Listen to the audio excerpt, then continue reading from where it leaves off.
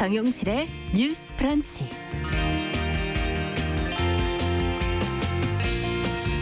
안녕하십니까, 정용실입니다.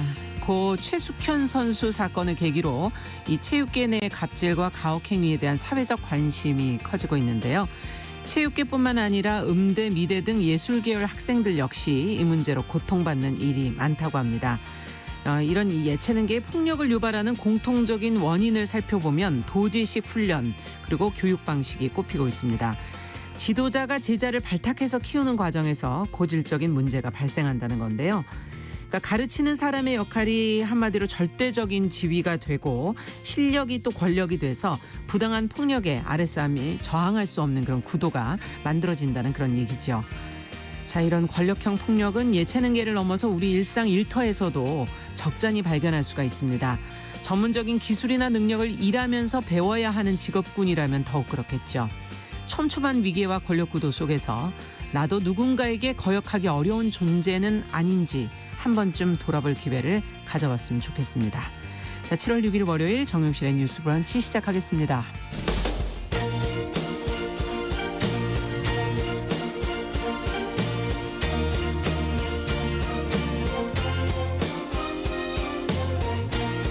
여성의 감수성으로 세상을 봅니다. KBS 1라디오 정용실의 뉴스 브런치. 여러분의 의견을 기다립니다. 문자는 샵 9730으로 보내주세요. 짧은 문자 50원, 긴 문자 100원이 부과됩니다.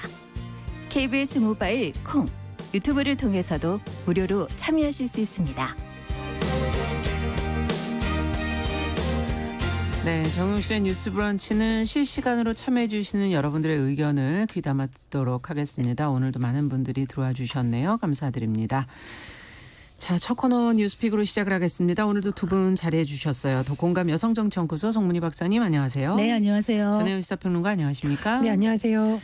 자, 오늘 첫 번째 소식은 문재인 대통령이 안보 라인을 교체했다는 소식, 주말 사이에 많은 분들의 관심을 끌었는데 그중에서도 박지원 전 의원이 국정원장에 내정된 게 가장 지금 화제가 되고 있습니다.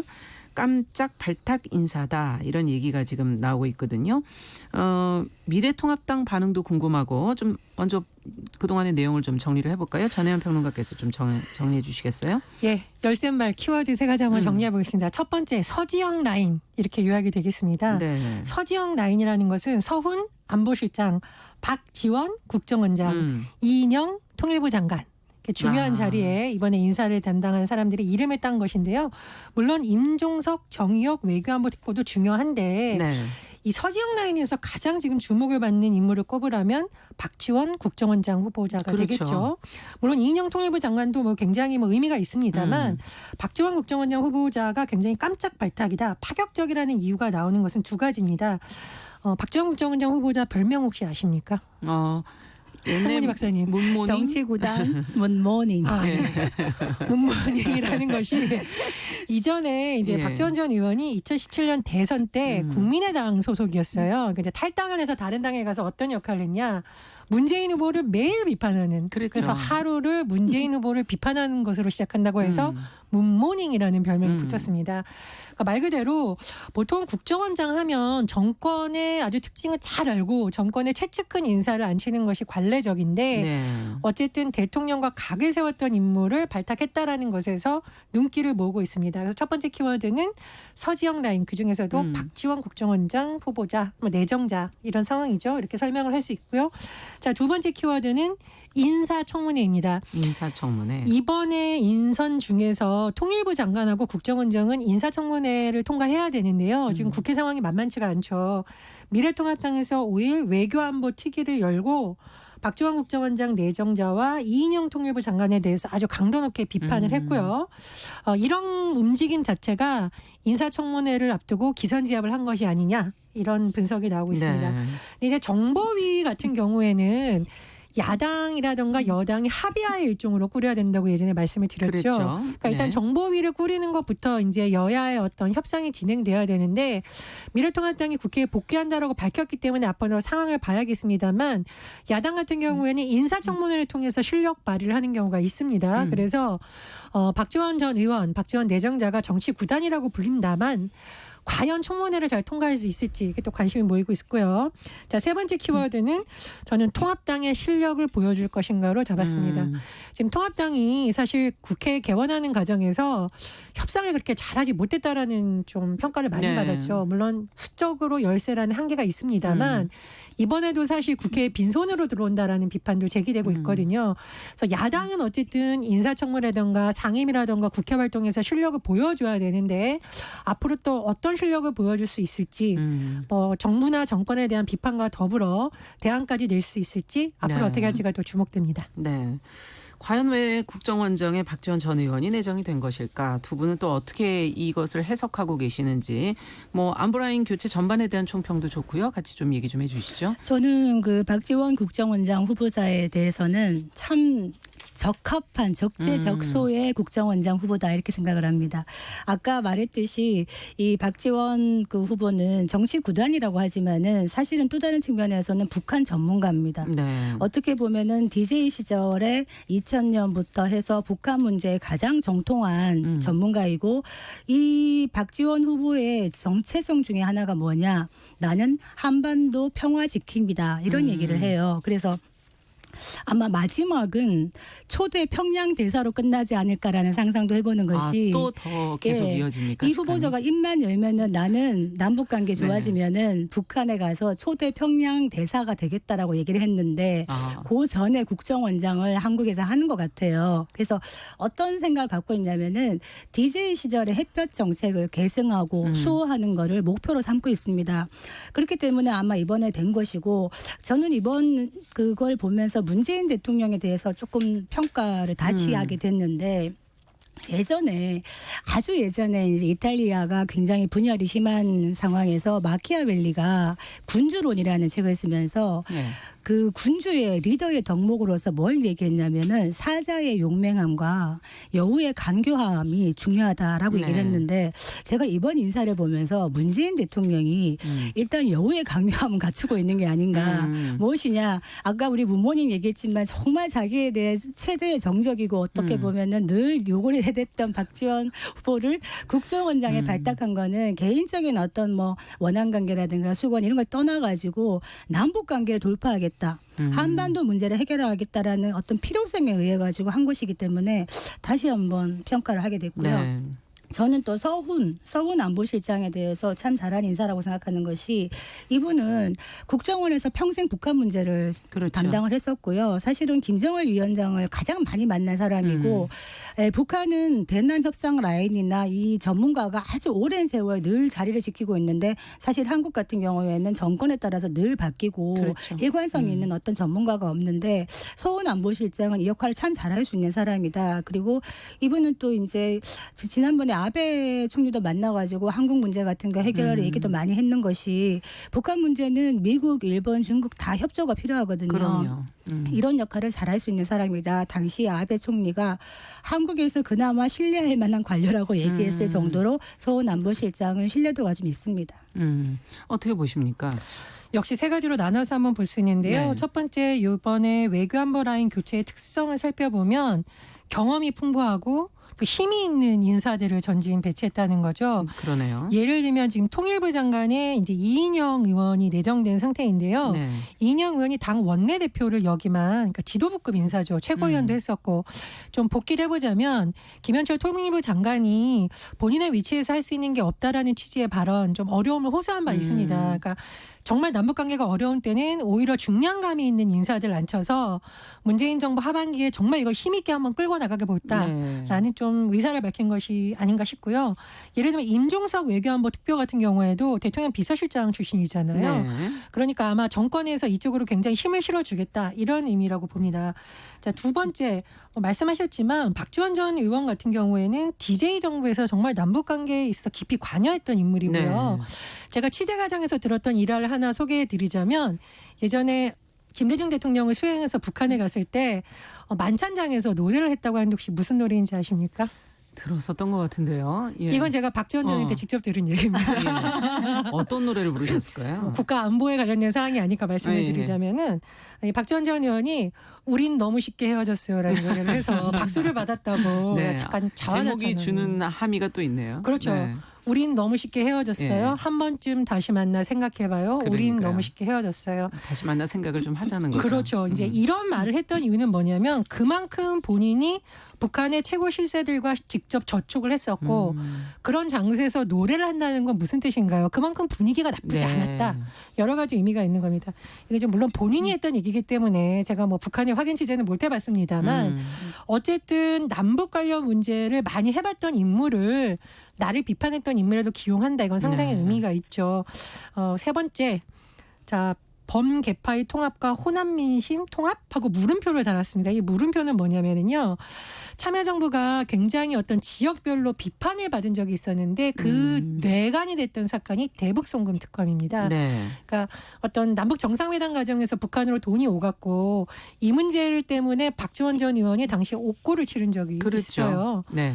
그때 사진을 한번 보시면 눈이 실명이기에 와서 이렇게 휠체어를 타고 한쪽에 안대를 하고 있거나 이런 모습도 있거든요. 그러니까 개인으로 보면 굉장히 힘든 일이었죠. 근데 당시에 이 문제가 왜 그 민주당과 그 참여정부 지지층 내에서 분열하고 제기를 하냐면은 김대중 대통령을 강력하게 지지했던 호남 민심으로서는 김대중 대통령의 최대 업적이라고 할 수 있는 어떤 남북 관계에 대한 것을 수사까지 해서 네. DJ의 영원한 비서실장이라고 불렸던 박지원 전 의원을 저렇게 기소해서 옥고까지 치르게 하는 건 좀 심하다라는 이 여론이 의견도 일각에 있었군요. 있었습니다. 네. 그래서 어쨌든 뭐 지금은 전 의원이고 옛날만큼 영향력이 있는지는 모르겠습니다만 다른 당에 있었고 그러나 DJ 정신을 외쳤던 인물을 기용한 것은 일부분 호남의 특히 중장년층에 대한 구애가 아닐까 저는 또 그렇게 해석합니다. 저는 사실 이제 좋은 얘기와 좋은 기대를 많이 하고 싶습니다만 팀은 일단 원팀이 꾸려졌다.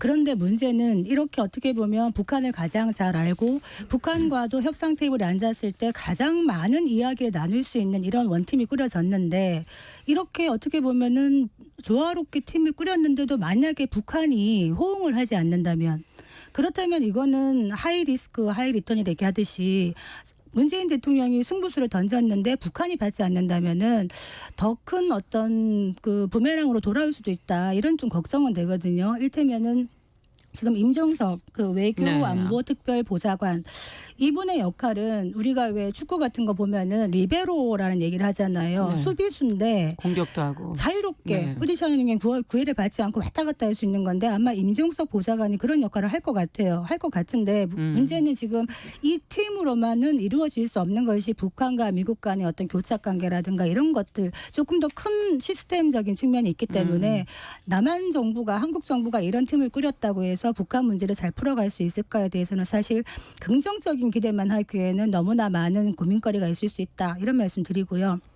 또 하나 아쉬운 것은 사실 그 17일 날 그 북한이 이제 강경한 어떤 대남 적대 방송을 하고 나서 원로 회의를 했다는데 어떻게 보면은 보수 정권 하에서도 그 대북 전문가가 많습니다. 보수 정권 하에 통일부 장관들이었다든가 아니면은 대북 전문가들이 많은데 이분들은 제가 볼 때는 명단이 없었어요. 그래서 북한 문제에는 사실은 여야 가릴 것 없이 진보 보수 가릴 것 없이 정말 많지 않은 전문가들을 다 한 자리에 모아서 지혜를 모아야 되는데 이런 것이 좀 약한 것이 아닌가 생각을 하고 북한과의 관계에서 이런 얘기를 하잖아요. 우리가 원칙을 정하고 한반도 평화라는 원칙을 갖고 포용을 많이 하지만은 당당해야 된다. 북한에게 끌려가는 형식으로 해서는 안 된다. 네. 북한이 선을 넘을 때는 원칙적으로 안 되라는 얘기를 할 수 있는 이런 팀도 들어가야 되는 게 아닌가라는 좀 걱정은 있습니다. 네. 근데 이제 스티브 비건 미 국무부 부장관이 이번 주에 방한을 한다고 하죠. 보도가 그러면 나왔죠. 예. 이 비건 부장관이 일부분은 네. 외교안보 라인 교체 소식을 듣고 왔기 때문에 일종의 상견례가 될 수도 있지 않냐 이런 전망도 나오고 있고 예. 과연 트럼프 대통령이 아무런 메시지 없이 이 사람을 보냈을까 저는 그런 생각이 듭니다. 그래서 어쨌든 새로운 라인이 꾸려지고 지금 미국에서 주요 인사가 방한하고 있는데 어떤 협의가 될지는 좀 더 지켜봐야 된다고 생각을 하고요. 박사님 말씀하신 내용 중에서 윤상현 의원이 그런 얘기를 했습니다. 이제 무소속인데요. 국회 외통위원장을 그렇죠. 지냈는데 북한 문제에 정통한 보수 야권 인사를 포함하는 국민특사단을 구성하자. 그래서 북한에 파견하자 이런 제안이 나왔는데 글쎄요 저는 일부분 뭐 안보나 평화에 보수 진보가 따로 있냐라는 뭐 원론적인 주장은 맞습니다만 그러나 북한 문제를 접근하는 데 있어서 시각이 너무 다르다면 우리의 말하자면 원팀 내에서 다른 목소리가 외교 안보에 대해서 나오는 거는 조금 위험 부담도 있거든요. 그래서 이 부분은 어떤 물밑 조율을 통해서 타진하는 것이 맞지 언론만 보고 어떤 팀을 뚫어내는 것은 현실적으로 좀 어렵지 않을까 그런 생각도 듭니다. 그것이 왜 위험하냐 하면은 협상을 할 때 원팀이 굉장히 중요한데 우리가 가장 기본적으로 굿가이 배드가이 얘기하는 것이 좀 강한 얘기하는 팀이 있고 또 다른 얘기하는 팀이 네. 있고 이것이 사실은 발을 맞춰야 되는데 대북 정책에 있어서 한 가지 목소리만 내는 하나의 색깔만 간다는 것은 사실은 협상에서의 운신의 폭을 좀 줄일 수가 있다. 아까 불법 그 대북 송금 그 문제 가지고 아까 박지원 의원이 어떻게 보면 특검을 받고 사실 옥고를 치렀죠. 그런데 네. 개인적으로는 뭐 불행한 일입니다. 그 당시에 그 여러 가지 정부 관계 인사들이 옥고를 치렀습니다만 사실은 대북 송금에 있어가지고 문제가 됐던 거는 당시에 북한과의 그런 교류를 하는 데 있어가지고 야당과의 소통이나 협의가 전혀 없었다는 것, 전혀 모르게 했다는 것 이것이 문제가 된 것이거든요. 그래서 대북 정책을 할 때는 제가 늘 얘기하지만 여야 간에 초당적으로 같이 소통을 하고 같이 마음을 모아야지만 이런 문제가 없을 수가 있다라는 거를 또 말씀을 드리는 네. 겁니다. 저는 두 분의 기대와 우려를 해주시 여기서 이제 조금 정리를 좀 하겠습니다. 네네네. 예. 자, 앞으로 저희가 그러면 인사청문회도 지켜보면서 또 추후에 어떤 대책들을 또 만들어내는지를 직접 하나하나 좀 점검을 해보도록 하죠. 자, 이제 코로나19가 지금 재확산하고 있어서 걱정이 지금 커지고 있는데 자가격리 조치를 어기고 지금 역학조사를 방해하는 이 감염병법 위반으로 적발된 사람이 지금 1,000명이 넘는다는 보도가 나왔어요. 예, 지금 어떻게 된 것인지 전혜연 평론가께서 관련 내용 좀 얘기해 주시겠어요? 예, 자가격리 조치를 위반할 경우에는 감염병 예방법을 어긴 혐의로 경찰 수사를 받게 되는데요. 예. 이 숫자가 무려 1,000명이 넘어선다. 어떻게 이렇게 숫자가 많습니까? 예, 그러니까 뭐 자가격리 조치를 어긴 경우도 있고 더 심한 경우 지금 구속된 경우도 있습니다. 네. 그러니까 지금 이제 1,000명이 넘는데 가장 많은 인원이 자가격리 조치를 어긴 사람인데 470명이 넘어요. 470명. 네, 가장 뭐 기본적인 건데 어겼다는 거고요. 집합금지 위반 사례도 400건이 넘고요. 그 이외가 집회금지 위반, 역학조사, 방해 등이고요. 지역별로는 서울이 가장 많고 그다음에 경기도 순입니다. 네. 뭐 이것은 뭐 특정 지역의 주민들이 더 나쁘다 이렇게 해석하기보다는 아무래도 이제 인구 밀집도가 높고 그리고 최근에 지금 발생률이 높은 그렇습니다. 쪽으로 예, 이제 지금 돼 있는 연관되어 거죠? 있는 것으로 네. 보여요. 근데 지금 구속된 사람이 10명인데 10명. 예, 물론 이제 뭐 전 국민의 숫자라든가 봤을 때 적은 경우인데 이 경우는 좀 제가 보기에도 구속이 불가피하지 않았나 싶은데 10명 중 7명이 자가격리 조치를 고의로 반복한 경우입니다. 고의로 반복이란 건 무슨 말이에요? 가지 말라고 했는데 일부러 예. 나가고 또 나가고 이런 경우 있고 이 가운데 5명은 해외에서 입국한 뒤에 자가격리 통보를 받았는데도 주거지를 수차례 무단으로 이탈한 경우. 그러니까 이제 구속영장 같은 경우에는 정말 구속을 해야만 되는 사유가 있을 경우에 그러네요. 발부되거든요. 예. 그러니까 그건 좀 심한 경우라고 볼 수 있고요. 7명은 지금 말씀드렸고 나머지 3명 같은 경우에는 역학조사를 방해한 경우. 거짓말을 한 건가요? 그렇습니다. 예를 들면 명단을 제출하라 그러는데 명단을 뭐 삭제한 잘못된 명단을 제출한다던가 예. 또는 이제 뭐 신천지 교회를 방문하지 않았는데도 갔다고 거짓으로 신고한 경우 이런 경우도 그것도 또 있었습니다. 거짓으로. 그렇습니다. 예. 이러면 이제 방역 당국의 엄청난 에너지를 인력을 거기 소모시키는 소모시키는 거죠. 것이죠. 예. 그리고 굉장히 혼선을 줄 수 있는 것이죠. 그래서 이런 지금 상황인데요. 지금 중대본에서 거듭 호소하고 있는 것이 뭐 수사도 중요합니다만 제발 하지 않는 것이 경찰력과 지금 방역 당국의 힘을 아껴주는 것이죠. 이제 코로나가 장기화되면서 굉장히 많은 공무원들이 지쳐 있는 그렇습니다. 상황입니다. 그래서 제발 좀 지켜달라라고 호소를 하고 있고요. 또 정세균 총리 같은 경우에도 예. 지금 이제 사업주 중심으로 여러 가지 비판이 제기되고 있잖아요. 예를 들면 뭐 방문 판매라든가 네네네. 되어 있는데 사실 사업주도 문제인데 이용자도 좀 책임이 있는 것이죠. 그렇죠. 그래서 앞으로 어떤 시설이나 장소에서 마스크 위반을 하지 않는 경우가 확인되면 사업주뿐만 아니라 이용자에게도 법적 책임을 물을 수도 있다. 이렇게 경고를 했는데요.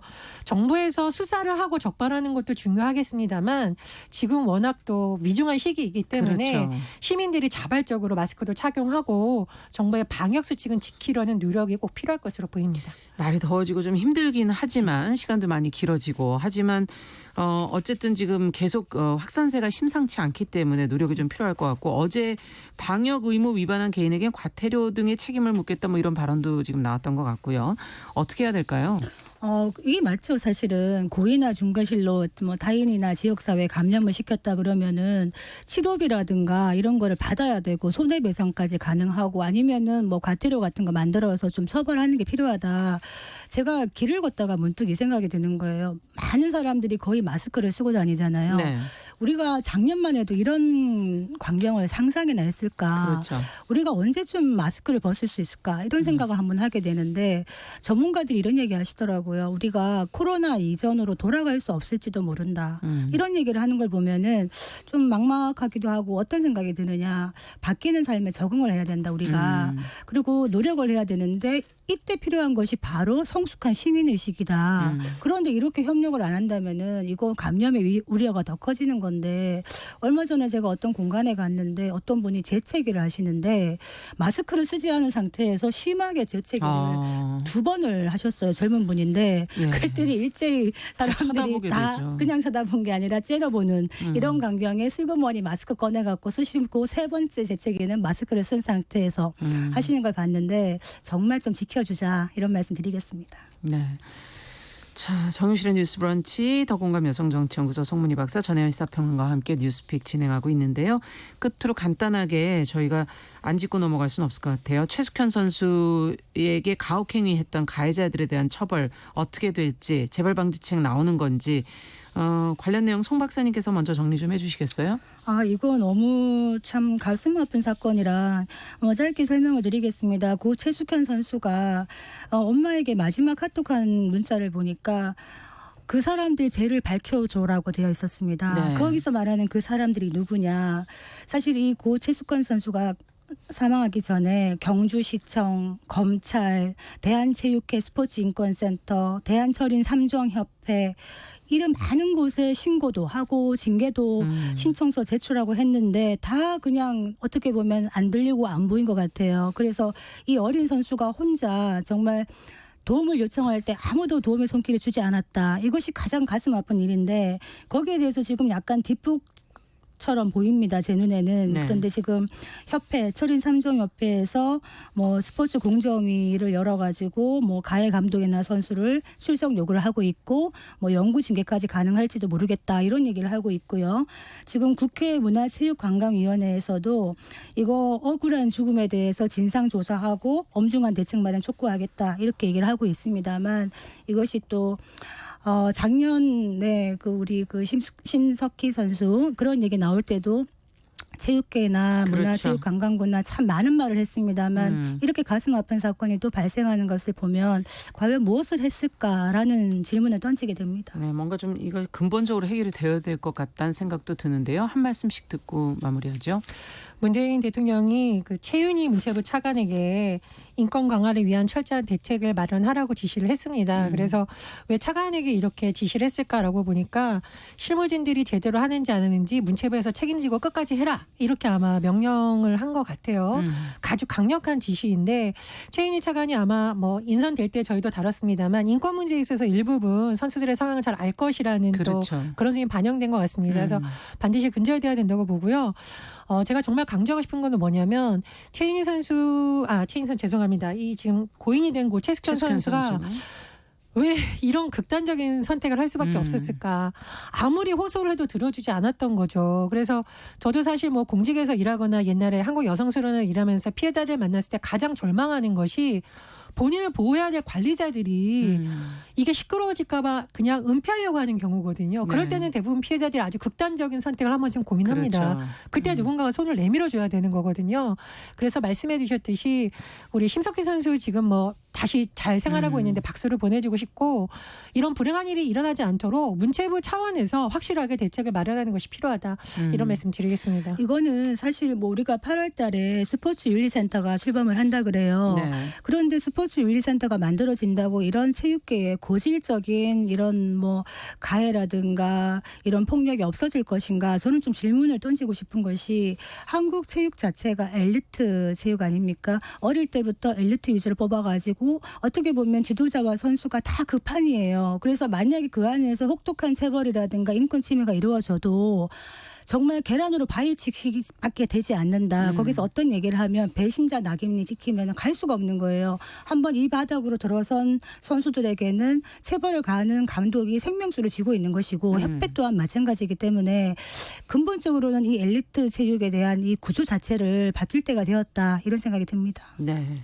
뉴스픽 오늘 전혜연 평론가 더 공감 여성정치연구원 송문희 박사 두 분과 함께 진행을 했습니다. 말씀 잘 들었습니다. 감사합니다.